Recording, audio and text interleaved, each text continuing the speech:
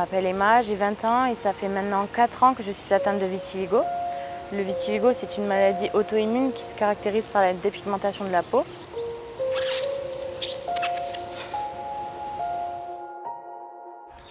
Tout ça a commencé du jour au lendemain. Des premières taches sont apparues sous mes aisselles. Moi, je ne connaissais pas du tout cette maladie. Je n'avais aucune idée des répercussions, ni même du nom même du vitiligo. Et du jour au lendemain, ça grandit un peu plus chaque jour. Du coup, quand j'ai découvert via Internet que j'avais cette maladie, que je ne concevais pas encore comme une maladie parce que pour moi, c'était juste une coloration qui se perdait, j'en ai quand même parlé à ma famille et on est allé voir un dermato. On m'a fourni une crème sans trop m'expliquer à quoi elle allait servir. On m'a juste dit « essaye et tu verras ». Mais sans aucune conviction, j'y croyais pas et la personne qui me donnait la crème, elle-même, ça se voyait qu'elle n'y croyait pas du tout. Alors on m'a dit au final, on ne peut rien y faire. J'ai attendu encore, j'ai essayé cette crème forcément, j'avais espoir. Mais ça ne s'est pas repigmenté, mes taches ont grandi de jour en jour. Alors j'ai attendu, puis j'ai décidé d'aller voir un nouveau praticien de ce domaine. Et là, ça faisait presque 2 ans que j'avais déjà cette maladie. J'en savais pas forcément plus sur ce que c'était, ni comment j'allais devenir. Si peut-être que j'allais devenir toute blanche, j'en savais rien. Et ce dermatologue ne m'a pas rassurée, ne m'a pas dit vraiment ce qu'il en était. Et m'a juste dit on peut rien faire, tu n'en as pas assez pour que j'essaye de te soigner alors que j'en ai, ça se voit, on me le dit, je le sais. Et ça a été très dur parce qu'en 5 minutes, l'entretien était fini. Moi, ça faisait des mois que j'attendais et j'avais reçu aucune aide.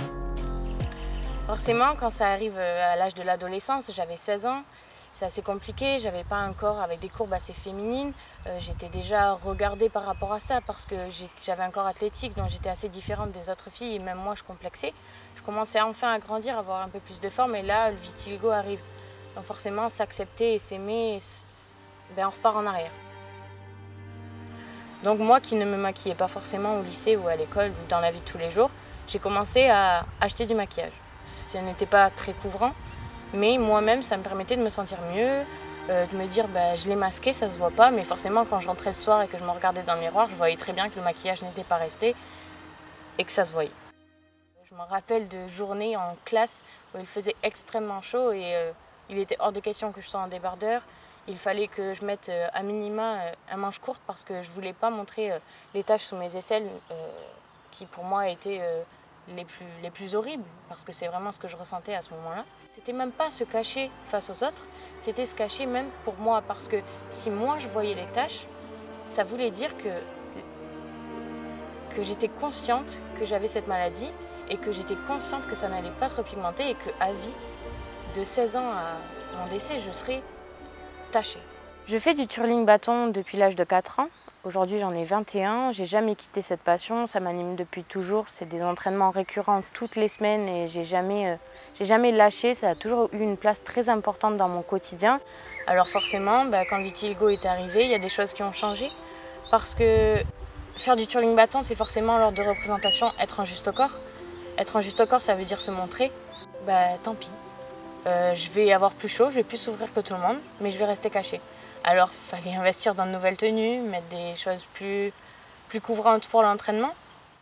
C'est vraiment à l'entraînement que j'essayais de cacher. Quand je faisais des stages un peu partout dans la France, je voulais pas qu'on me dise la pauvre Emma ou regardez ce qu'elle a. Je voulais pas qu'on ait l'œil sur moi pour mon corps. Je voulais qu'on ait l'œil sur moi pour ce que je faisais dans ce sport. Déjà, le sport, je me battais contre moi-même parce que je me battais contre mon stress, je me battais contre les autres personnes parce qu'au final, c'est une compétition. Mais au final, moi, j'avais une bataille supplémentaire, c'était le regard des autres. Parce qu'on n'est pas toutes pareilles, on a toutes des formes différentes, on a toutes des visages différents, mais une couleur de peau multiple, avec des taches plus ou moins jolies parce que plus ou moins bien situées, c'est compliqué. Mais au final, c'était impossible de cacher complètement parce que quand les compétitions arrivent, les tenues d'entraînement couvrantes, c'est plus ça que tu mets sur le praticable. Une fois que tu arrives et que tu dois te représenter, des centaines de personnes dans le gymnase ont les yeux rivés sur toi et le juste au corps, il ne peut pas tout masquer. Et le monde du twirling n'est pas aussi grand que le monde du football. Tout le monde le sait, tout le monde m'a vu et ils m'ont beaucoup aidée. Peu de personnes m'en ont parlé Personne n'a changé de regard sur moi. Tout le monde a été très bienveillant et c'était vraiment hyper important et ça m'a permis de me dire tant pis au final, vas-y, fonce.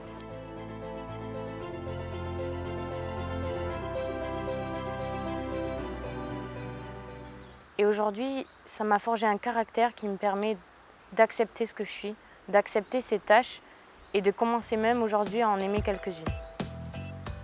Et c'est aussi pourquoi, dans un second temps, j'ai créé mon compte Instagram. J'aimerais que mon rôle premier soit de montrer que tout est possible, que je continue à faire du sport, que je sors, que ma vie de tous les jours ne change pas, mais qu'il y a du travail, que ça ne vient pas tout seul, qu'il faut avancer et que je suis là pour les gens. Que ces personnes aient du vitiligo ou non, ce compte, c'est vraiment l'objectif de réunir toutes les personnes qui n'ont pas assez confiance en elles. Je m'habille comme je veux, je fais ce que je veux, je suis colorée, je suis tachée, je suis différente.